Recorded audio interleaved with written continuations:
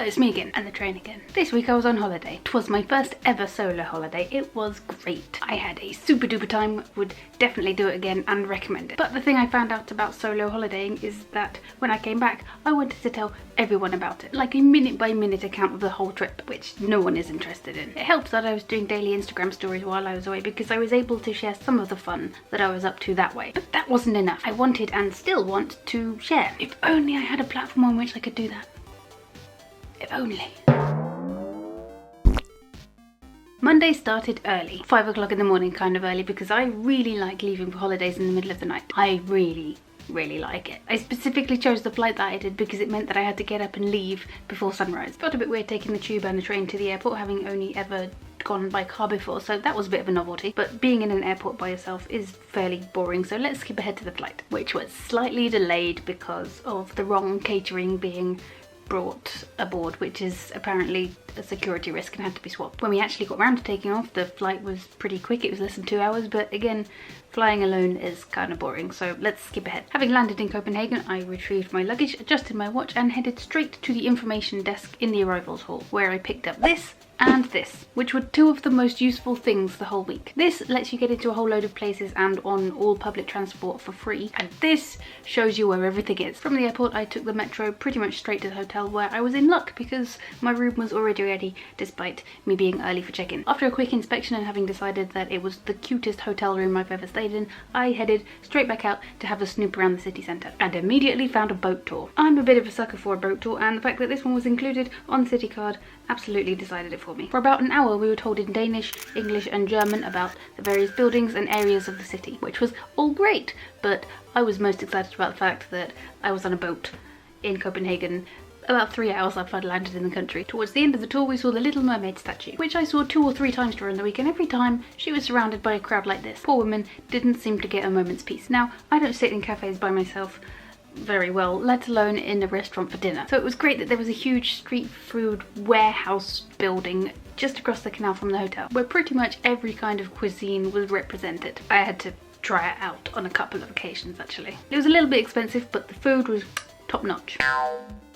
Tuesday I had a whole hit list of places that I wanted to go to. Before we get started on sightseeing though, can we just take a moment to appreciate how seriously the Danish take breakfast. The buffet at the hotel was a thing of Pinteresty glory. I might start keeping my cereal in tiny burlap sacks. Having torn myself away from breakfast, I headed over to the Church of Our Saviour, which is a black Baroque church with a crazy golden outdoor spiral staircase. Apparently it's closed in bad weather. Yeah, no kidding, it's freaking ridiculous in good weather, let alone when it's raining or snowing. But amazing views of the city and rather good leg exercise to get up there. Next I went to the aquarium and the zoo, both included on the city card. Basically everything that I'm talking about that's not food was included on the city card. Both were okay, but as I've got older, the excitement of seeing exotic animals up close has started to be outweighed by the feeling that it's kind of cruel to keep them caged up, no matter how well they're cared for. So I didn't spend particularly long at either. Across the road from the zoo are the cisterns, which is an old underground water reservoir which is now used as an exhibition space. It's freaking dark down there. I didn't get any footage because I was trying very hard not to trip over or bump into anyone else, and also tried to keep the sort of what would I do if I accidentally got trapped down there at bay. Wednesday was even busier than Tuesday because I was getting the hang of this exploring by yourself malarkey and was picking up some speed. The first stop was the Amber Museum just up the road from the hotel, where I learned that amber has to be at least 1 million years old to be officially classed as amber. I don't know if that's a well-known fact, but I didn't know it and I thought it was quite interesting, and it's more beautiful than I'd ever really given it credit for. And it's expensive. Copenhagen in general was pretty expensive, but I backed very slowly out of that shop when I saw some of the price tags. Next on the agenda was a trip to an abandoned fortress only accessible by boat. I'm not sure if it's pronounced Trekkerner or Treekrona, but it's very creepy. Possibly partly due to the fact that the boat leaves you there for 2.5 hours with no other means of getting to the mainland, but mostly because it's a creepy, old, abandoned, creepy fortress that's very creepy. You know how in lots of historic buildings they put furniture into the rooms to give you an idea of how it would have looked when it was actually being used? Yeah, not Trekkerner. It's completely empty in a abandoned in the middle of the sea kind of a way. There's not really any additional lighting, so if there's a dark corridor, it's just dark. And in some places they've added motion sensors so that when somebody walking alone down one of the dark corridors sets it off, it scares the bejesus out of them. The inside of abandoned fortresses are kind of terrifying.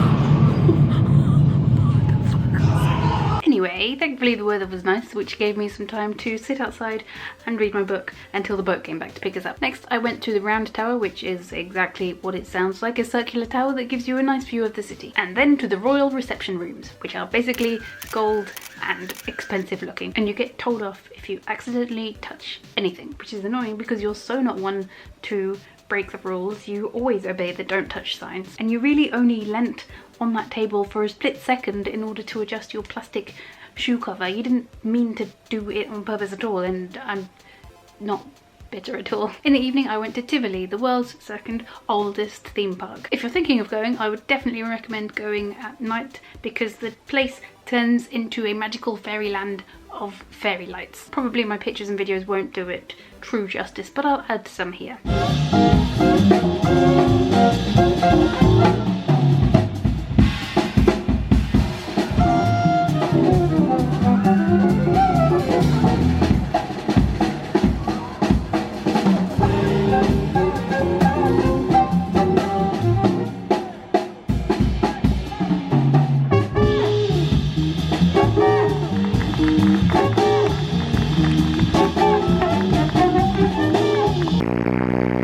Thursday's activities I hadn't got round to planning ahead of schedule, what with arriving back at the hotel late after the Tivoli fairy light extravaganza. So I just had to wing it. I decided on the hoof to go to Castellet, which is another fortress, but thankfully not abandoned, nor creepy, nor only accessible by boat, and actually rather pretty. From there it was a short walk over to Amalienborg, which is home to some of the royal family of Denmark. I don't seem to have taken any pictures or videos of it though, so moving swiftly on to Rosenborg Castle, another old royal residence which I again didn't take any pictures of, which is not at all helpful for a video. After a spot of souvenir shopping where I bought a pin badge and a postcard for myself, I know, I went a bit mad and splashed out, I decided to go back to the street food warehouse place and stuffed my face full of food. I also took a couple of time lapses because I remembered that I could do that.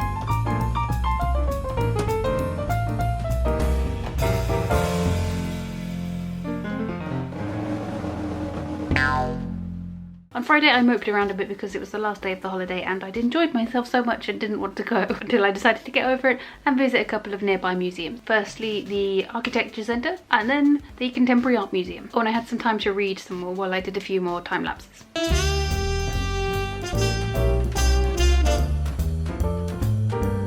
And then it was time to go to the airport and fly home back to London, where it was peeing down. But of course it was.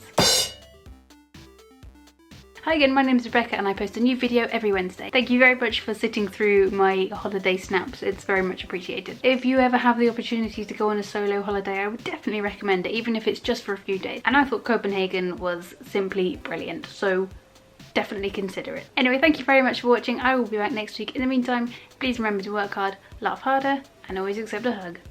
Bye!